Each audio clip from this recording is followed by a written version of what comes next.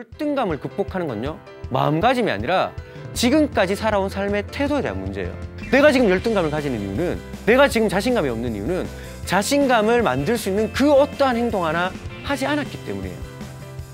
좋아하는 것을 선택했다면 그 일을 가장 하기 싫은 순간에도 할 수 있어야 된다. 일단은 시작하라는 거죠. 시작하고 나서는 그 안에서 좋아하는 걸 발견하라는 거예요. 43번의 공모전 수상, 공모전의 왕이라 불리며 대학생들의 열정 멘토로 활동하는 제갈 현열. 그가 오늘 본인의 경험에서 터득한 자격지심에서 벗어날 수 있는 유일한 방법을 소개한다.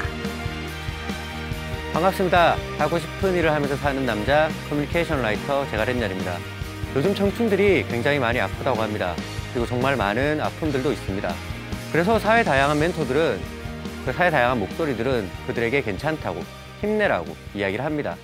그 말을 듣고 나면 당장은 괜찮아도 다음 날이 되면 또 아픕니다. 왜냐하면 아픔을 없애줄 수 있는 것은 그들이 던지는 말 혹은 마음가짐과 같은 마음이 아니라 바로 행동하는 두 다리에서 나온다고 믿기 때문입니다. 오늘 저와 함께 두 다리에 대한 이야기 함께 나눠보도록 하겠습니다. 아직 아무것도 이루지 않았고 가진 게 없지만 청춘이기에 무엇이든 이룰 수 있고 가질 수 있다고 말하는 커뮤니케이션 라이터 제갈 현열. 그는 오늘도 대학생들의 열정 멘토가 되어 안정보다는 가슴 뛰는 일에 도전해 스스로 성취감을 맛보라 권한다. 지방대는 안 돼, 영어 점수가 낮아서 안 돼, 꿈을 펼쳐보기도 전에 좌절하려는 수많은 젊은이들. 그들을 향한 제갈 현열의 이유 있는 쓴소리. 남의 탓만 하면서 살아가는 모든 청춘들, 스스로에게 물어보시길 바랍니다. 과연 본인은 남의 탓을 해도 괜찮을 만큼의 치열한 인생을 살고 있는지 꼭 기억해 두세요. 현실을 바꾸는 것은 머릿속에 있는 마음이 아니라 바로 두 발로 뛰는 행동입니다. 커뮤니케이션 라이터 제갈 현열이 전하는 자격지심의 멘탈을 논하지 말라.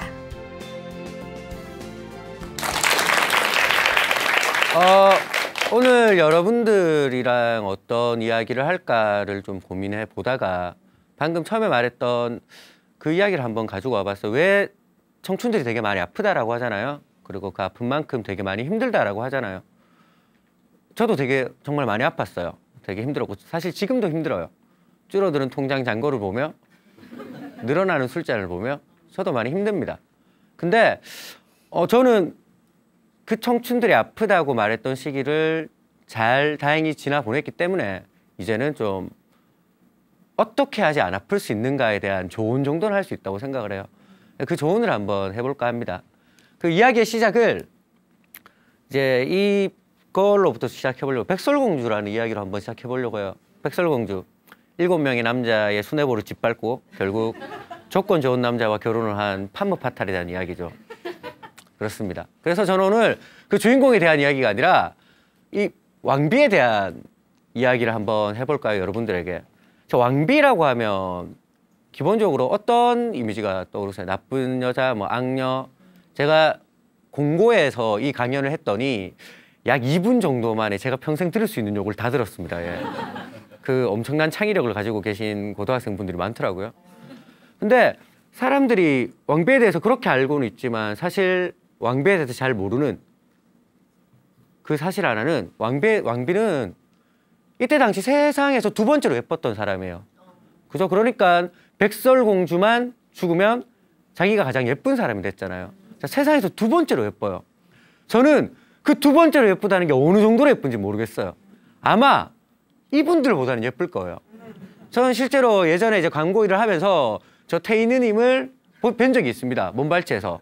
그때 저는 그런 생각을 했어요. 그냥 인형이 말을 한다라는 식상한 표현은 식상한 게 아니었다라는 생각과 잠깐 눈이 마주쳤는데 저도 모르게 사과를 했어요. 그냥 같은 인간 계열에 속해서 죄송하다라고.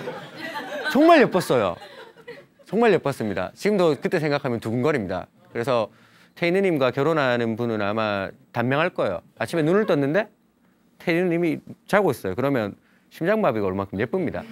근데 그 왕비가 저분보다는 예뻤을 거예요. 아무리 예쁘다고 하더라도 저분이 세상에서 두 번째로 예쁜 건 아닐 거예요. 근데 아무도 이를 그렇게 예쁜 얼굴을 기억하지 않고 대부분은 나쁘다, 못됐다라고 기억하는 거예요. 왜 그럴까라고 생각해 보니까 결국 이 두 단어의 차이였던 것 같아요. 무려와 겨우. 자, 내 미모는 무려 월드 랭킹 2위다 라고 하는 것과 내 미모는 겨우 월드 랭킹 2위야 라고 하는 거는 어마어마한 차이가 있었다라는 거죠. 결국 그렇게 아름다웠던 왕비도 아름다움으로 기억되지 못하고 악녀의 상징, 못됨의 상징, 나아가서 왠지 모르게 밉상이고 못생길 것 같이 기억되는 이유는 바로 왕비는 자격지심을 가지고 있었기 때문에. 자격지심이라고 하는 건 저는 그런 거라고 생각을 합니다. 기본적으로. 자격지심이라고 하는 것은 이렇게 자기에 대한 평가도 주변 수술에 대한 평가도 모두 다 무너뜨리는 게 자격지심이에요. 그래서 사실 자격지심을 극복하는 것만으로도 굉장히 많은 것들이 바뀝니다. 근데 지금 제가 상대하고 있는 너무 많은 청춘들은 거의 자격지심의 늪에 빠져 있어요. 이 자격지심을 극복을 해야 되는데 흔히들 자격지심, 열등감이라는 걸 말할 때 늘 하는 얘기가 정신의 문제라고 이야기를 하는 거예요. 네가 지금 자격지심을 느끼는 거, 너가 열등감을 느끼는 거는 네가 부족해서 그런 거라고, 네 마음이 부족해서 그런 거라고. 마음을 잡고 멘탈을 잡아라고. 그리고 마음가짐만 똑바로 해도 세상이 바뀐다라는 이야기를 합니다. 너무 많은 사람들이 열등감이라고 하는 걸 해결하는 데 있어서 중요한 것은 마음먹기라는, 마음가짐이라는 이야기를 합니다. 저는 이게 단언컨대 착각이라고 이야기를 합니다. 왜냐하면 그렇게 말을 하는 사람들에게 다시 저는 이런 질문을 해요. 만약에 훗날 어떤 평가를 받는데 본인이 기준이 안 된다는 이유로 지원할 자격조차 없어지면 그때는 뭐라고 얘기할 거냐라는 얘기를 합니다. 이게 제가 이제 학교를 다닐 때 받았던 교내 공모전이에요. 그리고 이거는 제가 받았던 전국 공모전입니다. 저는 3번의 장관상을 받았고요. 가장 큰 광고제라고 하는 곳에서 최초로 4년 연속 수상을 했습니다. 국내 최대 공익광고제에서 2년 연속 대상을 받았고요. 마지막은 인재상이라고 하는 대통령 표창도 받았습니다. 제가 많은 상을 받았다는 얘기를 하는 것이 아니라 이 모든 것들이 저에게는 광고를 하기 위함이었어요. 저는 광고를 하고 싶었고 광고를 하는데 전혀 부족함이 없을 만큼 최선을 다했다라고 생각을 했어요. 그런 제가 나이 29에 드디어 취업이라는 걸 생각하게 됩니다. 왜? 저는 20대에 일하고 싶은 마음은 없었어요. 제 지조였습니다. 20살은 일을 하면서 보내기 너무 안타깝다라는 생각을 했었거든요. 아무튼 29살 때 이제 본격적으로 일을 한번 해봐야지라고 생각을 하다 모집 공고를 뒤져보는데 어느 회사가 보이더라고요. 그 회사에서 인턴을 뽑는데요. 그래, 시작은 인턴부터 하자. 인터넷을 봤는데 인터넷에 인턴 지원 페이지가 없는 거예요. 그래서 어떻게 지원을 해야 되는지 몰라서 찾다 안 돼서 전화를 했어요. 죄송한데 이제 귀하의 회사에 인턴 지원을 하고 싶은데 어딘지 모르겠다. 어떻게 인턴을 할 수 있냐라고 말을 하니 대학교가 어디예요? 라고 묻더라고요. 아무 생각 없이 계명대학교를 나왔습니다. 영문으로 따지면 스카이 K죠 라고 이야기를 했죠. 그래도 돌아오는 대답이 정말 미안한데 이번에 지원 가능한 대학교에 계명대학교는 없다라는 얘기를 하더라고요. 안 물어본 거예요. 제가 어떤 마음으로 광고를 준비했고 제가 어떤 마음으로 광고를 했고 앞으로 어떤 마음으로 광고를 하면서 살아가게 될 건지 그전까지는 광고를 한다고 생각했을 때 필요하다고 생각했던 그 어떠한 것도 안 물어본 거예요.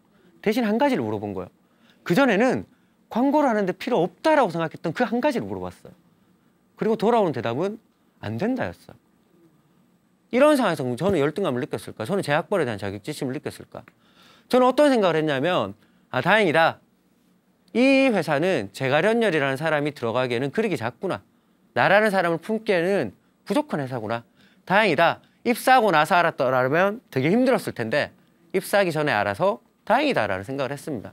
그리고 그해 정확하게 6개월 뒤에 이 15위권 광고 대행사가 아닌 저는 3위권에 있는 광고 대행사에 최초로 영어 성적이 없는 지방 사립대 신입사원으로 입사를 하게 됩니다.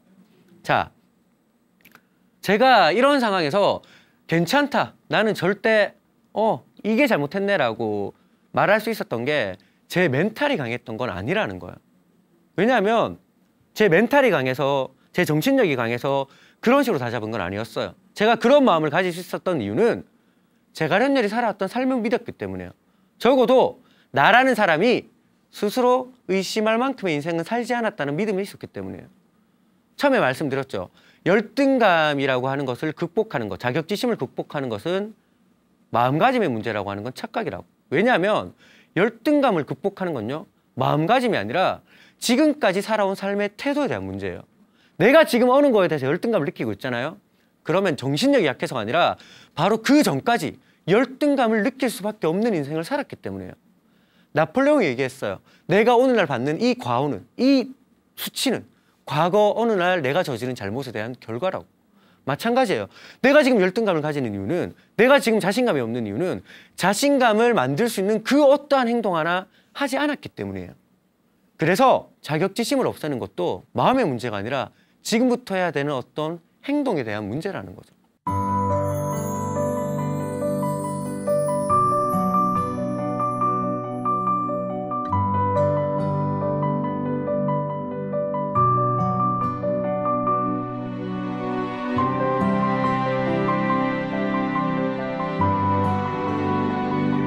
그래서 오늘 제가 여러분들에게 드릴 얘기는 자격지심을 없앴던 그 어느 날 제갈현열에 대한 이야기입니다.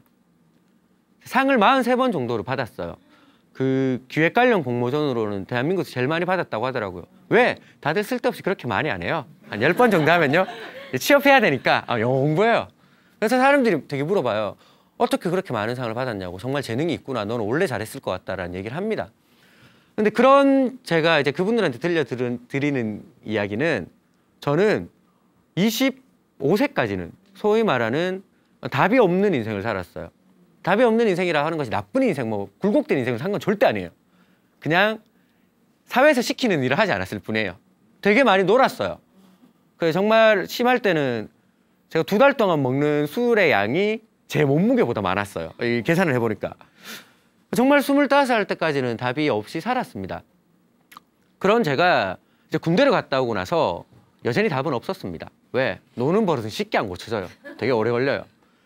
군대 갔다 오고 나서 달라진 거는 수업은 꼬박꼬박 듣기 시작한 거예요. 왜? 예의를 배웠거든요. 그래서 맨 앞자리에 앉아요. 교수님이 수업을 들어요. 그럼 저는 이렇게 멍한 표정을 지어요. 몇몇 분들과 같은 그런 거죠. 예의가 있으니까 떠들지 못하겠어. 근데 난 도무지 너가 하는 말이 무슨 말인지 모르겠다. 그냥 가만히 있어야지. 이렇게 웃고 있습니다. 그때 이제 25살에 처음 들었던 게 광고기획론이라는 수업이었어요. 저는 대학교를 들어간 지 5년 만에 처음으로 제 전공 수업을 듣습니다. 그때 이제 기획서를 하나 내는 게 과제였어요. 기획서를 그때 처음 써봅니다. 광고기획서라는 게. 썼죠. 냈습니다. 다음 수업 시간 때 컴퓨터에 이제 그거를 제 기획서를 뿌리는 거 보여주시더라고요. 140명이 수업을 듣는데 전 그때 제가 천재인 줄 알았습니다. 혼자 보여주시더니만 교수님이 이거는 몇 점짜리 기획서인 것 같냐라고 이야기를 하더라고요. 혼자서 한 70점, 80점쯤 안 나오겠나? 그래도. 하고 근데 여자애 한 명 손을 딱 드는 거야. 빵점짜리라고. 저건 빵점짜리 기획서라고 이야기하는 거야. 대한민국에서 보통 안 그러거든요. 대한민국은 동방예의지국이 인의 예지가 있는, 면전이 되고 안 그러거든요. 놀라서 봤는데 웬 여자가 이렇게 들고 있는 거예요. 근데 그때 제가 되게 화가 났던 것은 저 여자가 빵점이라고 말을 하는, 빵점을 설명하기 위해서 말을 하는 것조차 저는 이해를 못하고 있는 거예요. 뭔가 광고 용어가 나오고 있어요. 제가 느낀 거는 왜 한글인데 영어가 섞여 있지, 뭐 이런 생각이었어요. 두 번째는 그때 제 여자친구 옆에 있었어요. 여자친구는 20살이었습니다. 저를 위해서 도시락을 싸온 날이었어요. 그리고 제 수업을 청강한 날이었습니다. 너무 화가 나는 거예요. 그래서 그때 그런 생각을 했습니다. 제가 한참 놀 때 별명이 캐시백이었어요. 왜? 받은 만큼 돌려준다고. 다른 건 모르겠는데 저 여자는 이기겠다 라는 생각을 하기 시작합니다. 그래서 어떻게든 저 여자를 이기겠다라고 생각을 하고 나서 느꼈어요. 아무것도 모르면요, 아무것도 할 수가 없어요. 제가 기존에 가지고 있는 지식이 하나도 없으니까 뭘 해야 될지 모르겠는 거예요. 그런 제가 할 수 있었던 유일한 한 가지는 책을 읽는 거였어요.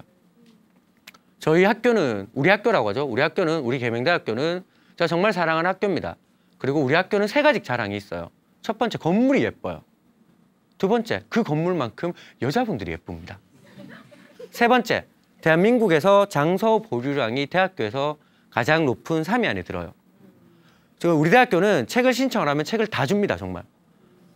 정말 온갖 책을 다 줘요. 야한 책도 주고 만화책도 다 학생들이 신청하면 다 갖다 놓습니다. 딱 한 번 반려됐던 게 내셔널 지오그래피 16권짜리 전권 160만 원짜리. 곱하기 3권에서 한번 주문해 봤는데 장문의 사과와 함께 이제 반려가 되더라고요. 아무튼 그래서 제가 유일하게 잘하는 거는 책을 읽는 건 좋아했었어요. 어렸을 때부터. 그래서 책을 읽자라는 생각이 들었습니다. 학교 도서관에 가서 5층에 이제 광고 마케팅 책이 나열되어 있는 곳에서 책을 읽기 시작합니다. 책을 읽는데 말씀드렸듯이 다행인 건 좀 끈기 같은 건 좀 있었던 것 같아요. 근데 끈기가 이게 사람이 남자의 자존심은요. 한번 무너지잖아요. 다시 세워질 때까지 남자는 멈추지 않습니다. 책을 계속 읽기 시작하는 거예요. 여름이었어요. 엉덩이에 땀띠가 나는 거죠. 앉아서 계속 읽다 보니까. 읽다 보면 땀띠가 나면 그래도 계속 앉다 보면 그 땀띠가 벗겨집니다. 그 벗겨진 자리에 다시 진물이 나고 그 자리에 다시 땀띠가 생겨요. 그게 다시 벗겨져요. 그냥 2~3번 정도 반복되다 보면 엉덩이 살이 썩습니다. 그렇게 6개월 동안 광고 마케팅 책을 다 읽었어요. 다 읽고 나니까 알겠더라고요. 책 속에 답이 있다는 말이 맞더라고요. 그래서 그 수업에 제가 1등을 했습니다. 근데 그렇게 괘씸한 거예요. 뭔가 끌어오르는 분노는 참을 수가 없는 거죠. 그 아이의 뒷조사를 하기 시작해봤어요. 그 아이는요. 여자였고요. 생물학적으로는 4학년 2학기였고요. 평점이 4.5 만점에 4.5였습니다. 그때 제 평점은 선동열 선수의 전성기 때 방어율을 자랑했습니다. 제가 계산해 보니까 제가 저 여자를 학점으로 이기려면 저 여자가 한 번이라도 A0를 맞는다는 가정하에 제가 대학교를 10년은 더 다녀야 돼요. 학점을 메꿔야 되니까. 근데 그때 마침 그 여자가 공모전이라는 걸 하고 한대요. 한 번도 된 적이 없대요. 저는 그래서 공모전 하게 됩니다. 되게 웃기죠? 제가 처음에 했던 공모전도 되게 수준이 높은 공모전이었어요. 왜냐하면 그 여자가 그걸 한다기에. 좋아해서 시작한 건 아니에요. 이기려고 시작한 거지. 근데 그렇게 이제 공모전이란 걸 시작하고 나서도 공모전 팀 작업이잖아요. 팀을 모집하려고 이제 갑니다. 그 선배들이 팀을 짜고 있어서 그때부터 악연이 시작됩니다. 선배님, 제가 공모전을 하고 싶은데 준비도 많이 했으니까 끼워주시죠 라고 얘기하니까 정말 미안한데 우리가 팀이 꽉 찼다고. 팀이 꽉 찼다고 하더라고요. 그래서 아, 그러냐고 알겠다고. 그래서 저는 어쩔 수 없이 제가 따로 이제 팀을 결성하려고 준비하는데 정확하게 2주 뒤에 그 팀에 마지막 한 명이 들어갑니다. 원래 자리가 있었는데 능력이 없다고 생각을 하니까 이제 그랬던 것 같아요. 근데 그 여자가 누군지 아세요? 그 여자입니다. 그 4명이 모인 거예요. 그리고 그때 그분들이 했던 게 대한민국 대학생 광고 경진대회라는 광고계에서는 제일 큰 공모전이었어요. 전 그래서 저의 첫 공모전을 그걸로 하게 됩니다. 그러면서 팀을 조직할 때도 되게 많은 일들이 있었어요. 사람이 놀다 보니까 노는 친구들은 많은 거예요. 제 옆에는 항상 술을 저랑 함께 마시던 진학이라는 친구가 있습니다. 그 진학이라는 친구에게 공모전 같이 하자. 얘는 그러자. 앞에 2명이 있는 거예요. 탁가생인 것 같았어요. 저기 수업 같이 들으시는데 우리 공모전이나 같이 할래요? 어차피 수업 과제로 공모전 해야 되는데 그래요? 라고 하는 거예요. 4명이 모였어요, 드디어. 그리고 첫날 의기롭게 저희는 술을 한잔하러 갑니다. 왜? 모였으니까 화이팅 하자는 의미에. 술을 열심히 먹죠. 그 다음 날 이 2명이 저한테 와서 되게 조심스럽게 미안한데 우리는 따로 하겠다라고. 왜냐하면 술자리에서 이 둘이 눈이 맞은 거예요. 선남선녀였거든요. 그때 느꼈습니다. 예쁜 애랑도 잘생긴 애랑도 공모전을 하지 말자라고. 떠나갑니다. 또 2명을 모집해야 되잖아요. 그래서 어떻게 하다 보니까 중국 학과 1명을 영입을 해요. 그리고 다른 옆에 친구가 늘 같이 다니는 친구가 있길래 너도 그럼 같이 공모전 하자라고 하는데 셔마? 하는 거예요. 중국 사람인 거예요. 이미테이션도 아닌 진짜 중국 사람인 거예요. 그래서 괜찮다라고 이렇게 결성을 했었어요. 근데 그 중국 친구도 떠나갑니다. 여러 가지 이유로. 그래서 결국은 팀을 어떻게 짰냐면 그 지나가는 친구 1명이랑 그 중국 여자애 1명이랑 그 친구랑 담화를 나누고 있는데 지나가는 여후배 1명한테 야 공모전 하자라고 예? 좋아요 라고 해서 짰어요. 그렇게 정말 말도 안 되게 팀이 짜여집니다. 그리고 이제 공모전을 하는데 그 아이가 준비했던 것들을 준비하면서 처음에 하는데 한 3~4개는 할 수 있을 것 같은 거예요. 3~4개를 해요. 근데 다시 돌아오는 대답이 그 선배, 저를 거절했던 선배 팀에서 야, 뱁새가 황새를 따라가려면 가랑이가 찢어진다고. 4년을 하면서도 하나 상 받기가 쉽지 않은데 이제 처음 하는 애들이 동시에 3개씩 하는 게 말이 되냐. 그냥 하나라도 배운다는 생각으로 해라라고 이야기를 하더라고요. 근데 안 해보고 모르는 거예요. 그죠? 그리고 저는 이미 자존심이 상했습니다. 그 말을 들을 리가 없겠죠. 아니 그거 안 되는 건 선배고 제가 연연을 아직 안 해봤지 않냐고. 안 해보고 모르는 거지 않냐. 해보겠다 라고 해서 그 이후로 이제 5번을 대회를 하는 동안 계속 상을 받습니다. 그때 받았던 대회가 장관상과 그 코사기라는 대회였어요. 근데 드리고 싶은 말이 막 제가 막 좋아해서 시작한 건 아니었겠죠. 그렇죠? 그냥 정말 이기려고 시작한 거예요. 그리고 최소한 좋아하지 않았음에도 불구하고 이기려고 노력을 하다 보니까 노력을 하게 되더라고요. 그 노력 6개월이라는 시간, 그리고 썩어버린 엉덩이, 그렇게 달근 광고 서적이라는 과정이 있었기 때문에 그 상을 받을 수 있었다라고 생각을 해요. 그렇게 정말 이상한 계기로, 사실은 이 인터뷰에서는 되게 멋있게 얘기해야 되거든요. 저는 어렸을 때 광고의 꿈이 있었고 어렸을 때 봤던 광고를 잊을 수 없어서 이렇게 얘기를 해야 되는데 대중 앞에 서면서 스스로에게 약속했던 것은 거짓말을 하지 말자였거든요. 저는 그래서 남들이 얘기하는 소위 말하는 좋아하는 것들을 시작한 건 아니었어요. 결과적으로는. 어쨌든 그렇게 시작됐던 행동 하나에 제 상이 쌓이면서 어느새 저한테는 자격지심이라고 하는 것들이 없어지기 시작했어요. 어느새 저한테는 남들이 너는 안 된다라는 이야기를 하지 않기 시작했어요. 저 스스로도 내가 안 될 리가 없다라는 말을 하기 시작했다라는 거예요. 그리고 공모전을 하면서 그때부터 조금씩 인생이 변합니다. 이게 공모전을 하다 보니까 상을 많이 받다 보니까 비로소 기획이라고 하는 것과 광고라고 하는 것이 좋아지더라고요. 그 뒤에 저는 이런 행동들을 합니다. 좀 더 많은 것들을 알고 싶더라고요. 그래서 광고에 관련된 여러 가지 교육들을 받게 돼요. 근데 그 교육을 받다 보니까 좋은 광고랑 좋은 기획이라고 하는 것은 결국 글쓰기더라고요. 그래서 모든 광고 공부학과애들은 복수 전공을 경영학과로 갈 때 저 혼자 복수 전공을 문해창작학과로 가요. 문해창작학과 수업 들 때도 이제 교수님께서는 좀 반대를 하셨어요. 아무래도 도움이 안 된다. 도움이 안 되고 대구를 떠나서 그냥 가고 싶었어요. 그래서 이제 복수 전공을 하고요. 좋은 글을 쓰려고 하고 좋은 광고를 하려고 하니까 결국 사람을 이해하지 못하면 이거는 좋은 광고를 만들 수가 없는 거예요. 심리학을 부전공을 하기 시작합니다. 그리고 이게 제가 들었던 제일 기분 나쁜 말은 이거였어요. 계명대학교임에도 불구하고 대단하다라는 그 계명대학교임에도 불구하고가 너무 싫었어요. 늘 그랬어요. 상을 받으러 가면 심사위원도 그렇고 뭐 학생들이 더 많은 거죠. 너무 잘 봤다고 대학교가 어디시냐고 라고 물으면 계명대학교예요. 그러니까 두 부류로 나뉘어요. 예? 와. 두 부류로 나눠요. 대학교가 어디시냐고. 저희는 뭐 중앙 뭐 아니 근데 그런 게 쌓이니까 싫은 거예요. 어느 순간 꼬리표처럼 붙는 게 쟤는 계대인데도 잘한다. 이게 너무 싫은 거예요. 그래서 그 원인의 본질적 이유는 저만 상을 받고 있어서 그렇다라는 생각이 드는 거예요. 그럼 같이 받자. 그래서 마나마나라는 학회를 만들어서 이제 광고로 가르쳐 줍니다. 총 한 46번 정도 애들이 상을 받아요. 얘들이 어떻게 상을 받았는지 좀 뒤에 나옵니다. 얘들은 아직도 제 이름을 들으면 가끔씩 자다가 벌떡 일납니다. 그리고 그런 생각도 들더라고요. 제가 광고를 좋아하는 건지 공모전에 상을 받기 위해서 하는 건지 모르게 되더라고요. 그래서 그 뒤로는 굳이 공모전이 아니더라도 내가 하고 싶은 얘기가 있으면 내가 광고로 만들자 라는 생각을 해서 그냥 광고를 아무도 시키지도 않았는데 필요하다라고 하는 얘기들을 만들기 시작해요. 몇 개 보여드리고 싶은데 도저히 방송용 광고가 아닙니다. 그래서 다 흑백으로 이렇게 만든 이유는 제가 광고를 만들면요. 제가 돈을 내고 제가 집행을 해야 되고 제가 뿌려야 돼요. 돈이 없는 거죠. 우린 대학생이니까. 흑백으로 이제 광고를 만든 걸 뿌리기 시작해요. 그러다가 몇몇 개는 좀 신기하니까 기사도 나고요. 뭐 가령 그런 이야기였어요. 뭐 도박에 빠진 사람들에게 특히 경마 도박에 빠진 사람들에게 속담에 말 한마디로 천냥빚을 갚는다는 말은 있지만 세상 어디에도 말 한마디로 천냥빚을 갚은 사람은 없다고. 그러지 마라. 뭐 이런 이야기를 좀 하기 시작합니다. 그리고 원래 착한 사람은 아니었어요. 저는 괜찮은 사람이라고 생각합니다. 하지만 착한 사람은 아니에요. 근데 공익 이야기를 하고 공익 광고라고 광고라는 커뮤니케이션을 하다 보니까 소통이라고 하는 것들이 좀 관심이 생기더라고요. 그리고 사람이 조금씩 착해지더라고요.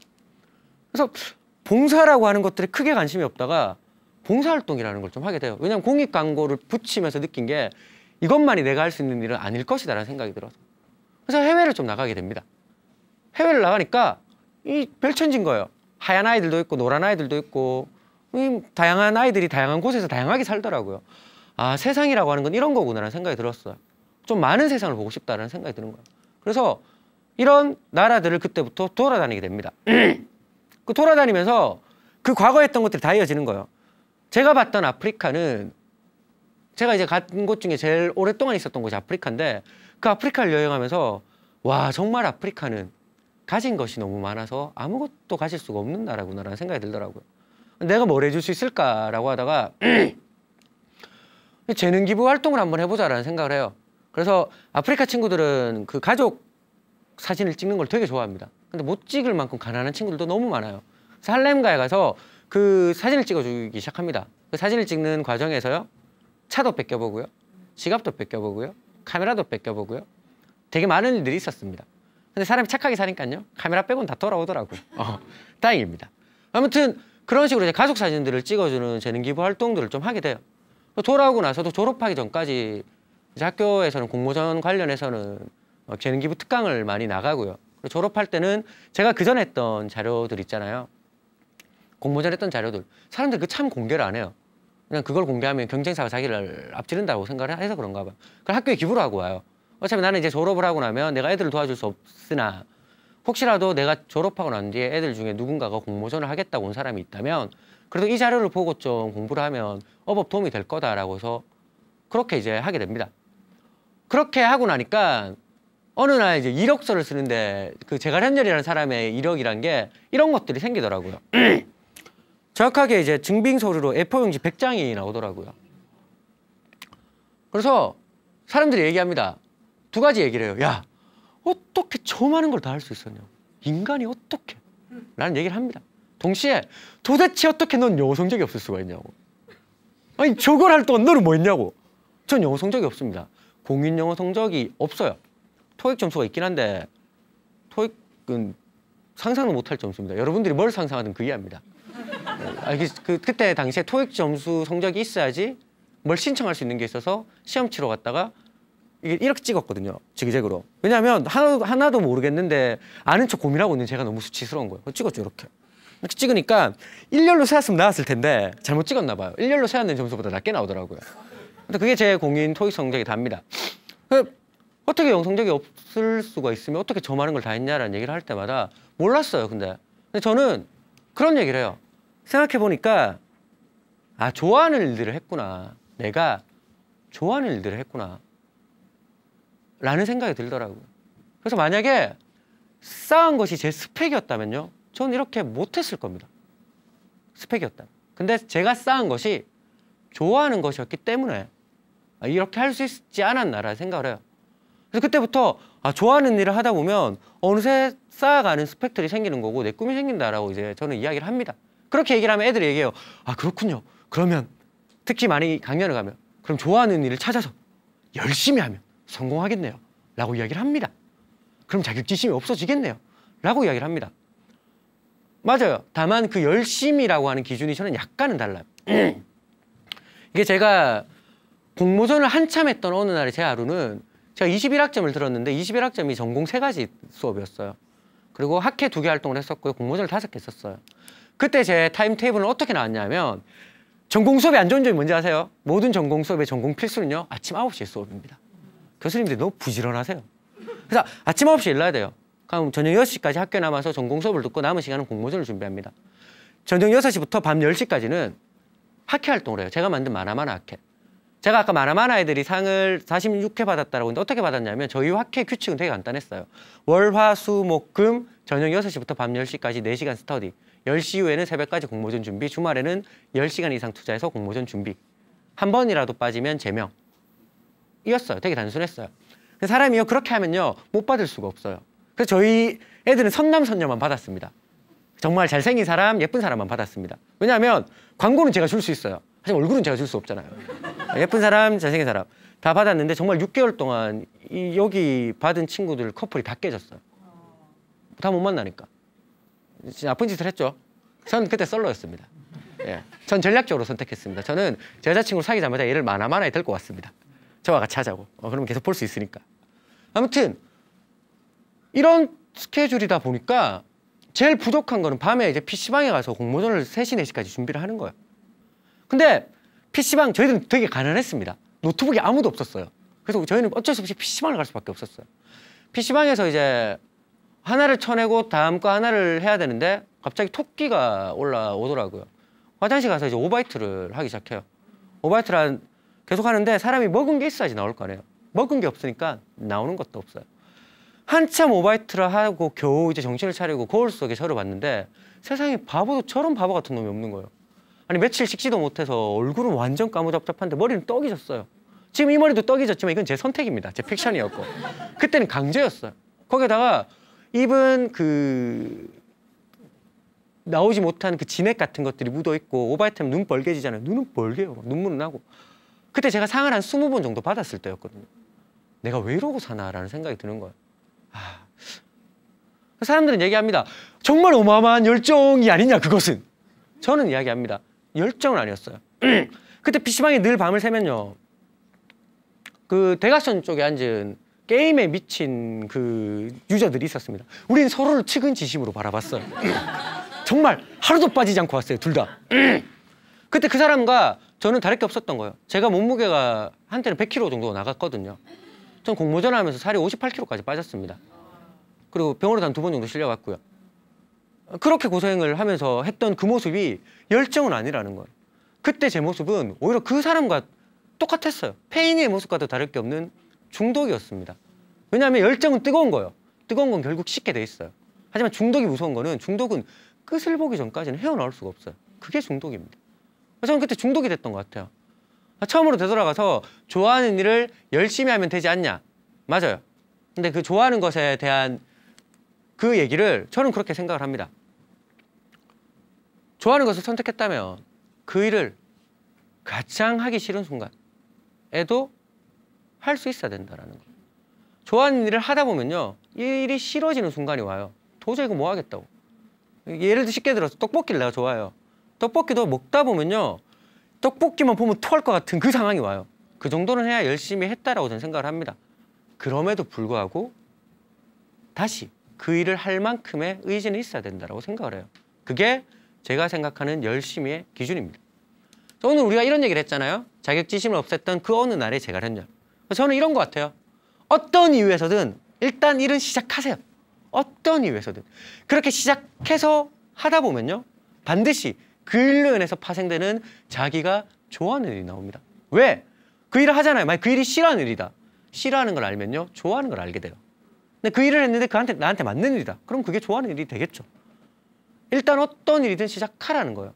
자격지심을 없애기 위해서 누군가의 위로를 듣지 말라는 거예요. 누군가의 위로나 아니면 누군가의 힐링을 듣지 말라는 거예요. 일단은 시작하라는 거죠.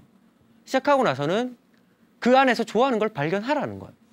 좋아하는 걸 발견했다면 그 일을 싫어하는 순간까지는 해보라는 거예요.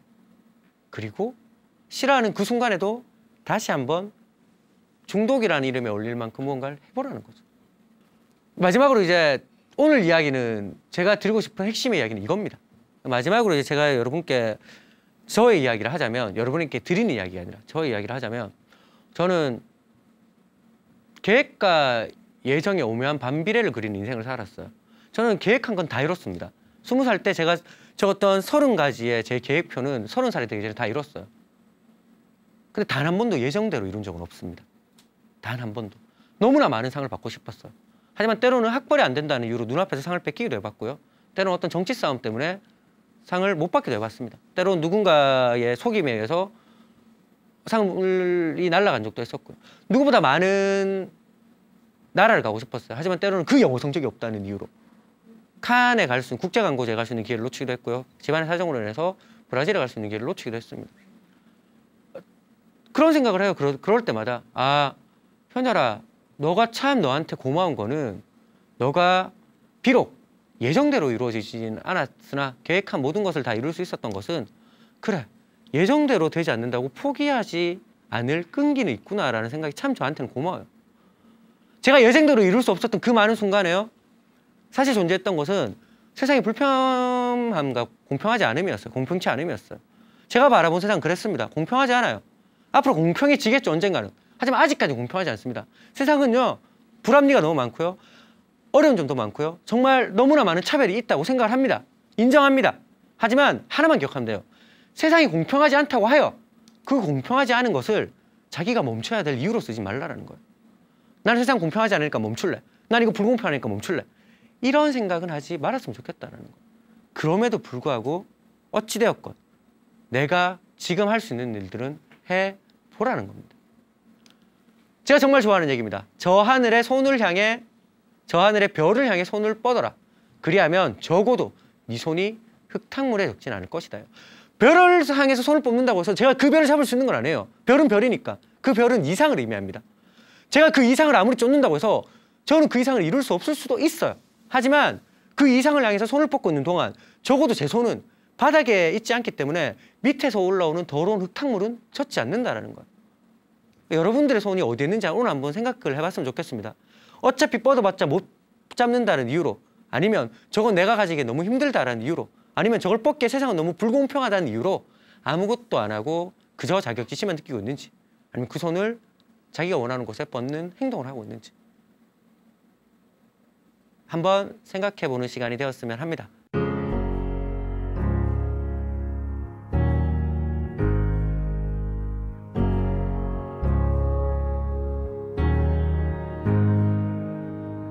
Can you tell me how we got in this situation? I can't seem to get you off of my mind. 그 강연 정말 들어주셔서 감사드리고요. 질문을 혹시 궁금하신 게 있으면 질문 받도록 하겠습니다. 혹시 질문 있으신가요? 네. 거기 계셨어요? 못 봤어요. 네. 지금 대학생들의 열정 멘토로 활약하고 계신데 가장 기억에 남는 학생 있으십니까? 예쁜 여자들이 주로 기억에 남죠. 사실 멘토라는 말을 별로 좋아하진 않아요. 저는 그렇게 얘기를 해서 굳이 사양하진 않지만 멘토로서 아직 자각도 많이 부족한 것 같고 멘토로서 어떤 역량도 많이 부족한 것 같아요. 멘토까지는 아니지만, 그래서 강연장에서 누군가에게 질문에 대한 대답으로 아니면 누군가 만난 그 인연을 변화시킨 적은 없어요, 아직까지는. 근데 그 얘기는 있어요. 제가 너무 친한 동생이 한 명 있습니다. 근데 그 친구 한 명이, 그 동생이, 그놈아가 무역회사에 취업을 하고 싶어 했어요. 그리고 좋은 무역회사를 가고 싶어 했어요. 근데 무역도 정말 많이 학벌을 본다고 하더라고요. 걔가 되게 힘들어하고 있길래 자기는 그런 얘기를 했어요. 그냥 정말 무역하고 싶으면 야, 뭐라도 하자! 라고 해서 걔를 데리고 아프리카를 갔다 왔어요. 아프리카 갔다 와서 돌아다니면서 공정무역이라고 하는 것들을 좀 키워드로 해서 실제 무역도 해보고 좀 놀기도 하고, 그러면서 이제 네가 생각하는 무역을 실제로 하면 이런 게 된다라는 것들을 좀 같이 보여줬던 것 같아요. 그리고 여행을 하고 와서 그 친구가 이제 거기에 관련된 이야기로 자기 이야기를 적었고 자기 이야기를 만들어서 지금 그 친구는 대한민국 1위 무역회사에 취업을 했어요. 지방대학교로는 거의 최초일 거예요, 아마 그 친구도. 그래서 그 친구한테도 제가 방금 말했던 것처럼 어떤 거에 대해서 열등감이 있고 자격지심이 있다면 그거 그냥 내가 니한테 술 한잔 사주고 위로해 주는 것보다 그냥 같이 움직이자라고 해서 같이 행동시켜줬던 게 좀 많이 기억이 남습니다. 또 다른 분? 네. 남들이 부러워하는 광고회사를 포기하셨는데 혹시 그것에 대한 불안감은 없으셨는지랑 있으셨다면 어떻게 극복하셨는지. 광고회사를 다닐 때는 그랬던 것 같아요. 너무 좋았어요. 너무 풍족했고 인정도 받았고 정말 부족함이 없었어요. 근데 그런 생각이 들더라고요. 저도 지금 지금도 좋아합니다. 앞으로 계속 광고할 거예요. 근데 하고 싶은 일이 너무 많은 거예요. 근데 그 모든 일들을 다 하기에 회사를 다니면서는 무리라는 생각이 들더라고요. 모든 걸 다 가질 수는 없잖아요. 판단해야 되잖아요. 그걸 기회비용이라고 하고요. 어느 한 가지를 가지기 위해서는 다른 한 가지를 포기하는 이제 기회비용을 감수해야 되는데 그걸 사람들은 선택이라고 이야기를 합니다. 그죠? 근데 저는 그렇게 생각을 해요. 선택은요, 정답이 없어요. 정답이 없기 때문에 고민하는 거예요.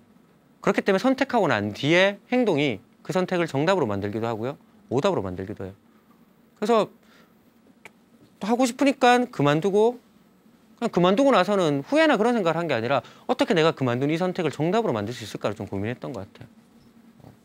그래서 크게 그렇진 않았습니다. 예. 또 다른 분들. 네.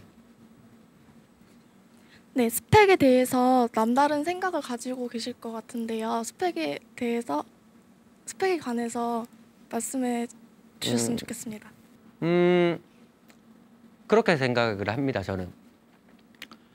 제가 방금 아까 보여드렸던 것처럼 스펙은 두 종류가 있는 것 같아요. 그러니까 전 되게 싫어하는 말이 그거예요. 스토리가 스펙을 이긴다는 말 정말 싫어합니다. 왜냐하면 그 스토리도 스펙이 없으면 안 만들어져요. 근데 다만 스펙을 위해서 사는 것과 스펙을 이용해서 사는 건 다른 거예요. 스펙은 절대 목적이 되어서는 안 된다고 생각해요. 스펙은 수단이 돼야 된다고 생각을 해요. 그 앞에 뭐가 있냐면 그래서 내가 정말 무엇을 하고 싶은가요? 그 하고 싶은 게 생기면 거기에 대해서 필요한 역량들이 생기잖아요. 그 역량들을 밟아가는 게 저는 스펙이라고 생각을 합니다. 단순히 뭘 하고 싶은지 모르지만 이게 필요하기 때문에 이걸 갖춰야 되라고 하면 그럼 말 그대로 그 스펙 자체가 목적이 돼버리잖아요. 그럼 나중에 어떻게 갈리냐면 두 종류의 사람으로 갈려요. 그렇게 스펙을 쌓은 사람은요. 똑같은 이야기를 해도 면접 자리에서 내가 할 수 있는 얘기는 저는 이렇게 대단한 사람입니다가 되는 거예요. 저는 이거 했고요. 이런 것도 했고요. 공모전도 상 받았고요. 봉사활동도 갔다 왔고요. 이렇게 다 했어요. 저 대단하죠가 되는 거예요. 근데 반면에 자기가 정확히 가야 될 방향을 지정하고 그 방향에 맞는 스펙을 쌓는 사람은요. 저는 이런 일을 하고 싶은 사람입니다. 이런 일을 하고 싶었고 이런 일을 하기 위해서 이런 것들을 준비한 사람입니다가 되는 거예요. 당장 기업의 입장에서 대단하다고 자랑하는 사람과 정말 자기가 좋아하는 일이 있고 그 좋아하는 일에 책임지면서 살았다고 느끼는 사람. 아마 저는 이 사람들을 뽑을 것 같아요. 제가 생각하는 스펙은 그런 겁니다. 절대 목적이 되어서는 안 되는, 어디까지나 수단이 돼야 되는, 그렇지만 꼭 필요한 라고 생각합니다. 오늘 정말 저도 여러분들과 함께 되게 즐거운 시간이었고요. 그리고 너무 강연하면서도 저도 새삼스럽게 정말 나 자신 좀 다 잡아보는 시간에서 되게 감사드리고요. 마지막으로 그 말씀 하나 드리고 마치도록 하겠습니다. 삶이라고 하는 건 사실 벽이 늘 앞에 존재하는 것 같아요. 눈앞에 벽은 항상 존재합니다. 그죠? 그 정말 청춘들에게 지금 가장 큰 벽은 그 마음의 벽이에요. 근데 그 마음의 벽은 눈을 감아서 없어져라, 없어질 것이다 라고 해서 없어지는 벽은 아닙니다. 그 벽은요, 고개를 일단 돌려야 돼요. 위를 바라야 돼요. 그럼 그 벽이 결코 끝없이 펼쳐져 있진 않아요. 그 벽에 끝이 있어요. 그 벽을 올라가야 됩니다. 비록 그 모습이 추한 모습으로 기어 올라갈지언정 그렇게 올라가는 행동이 그 벽을 없앨 수 있는 유일한 방법인 것 같아요. 자격지심은요, 마음가짐의 문제가 아니라 행동가짐의 문제라는 말을 마지막으로 말씀드리면서 마치도록 하겠습니다. 고맙습니다.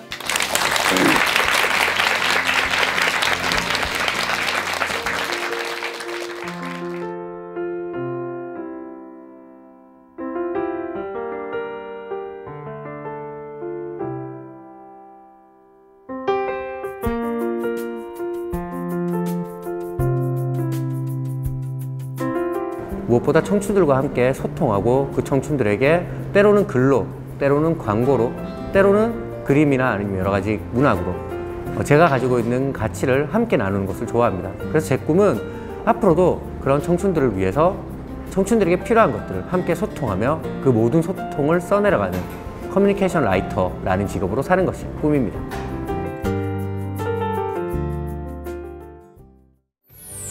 소통과 공감을 통해 더 깊은 나와 더 넓은 세상을 만나자. 우리 시대 멘토들에게 듣는 인생 성장법 소감. 이번 주에는 지식소통가 조연심이 급변하는 사회에서 나의 활동 모델을 스스로 개척하는 방법을 들려줍니다. TV 멘토링 소감. 자신의 재능과 훈련으로 개인 브랜드를 만들고 성공하는 법. 조연심이 그 비법을 공개합니다.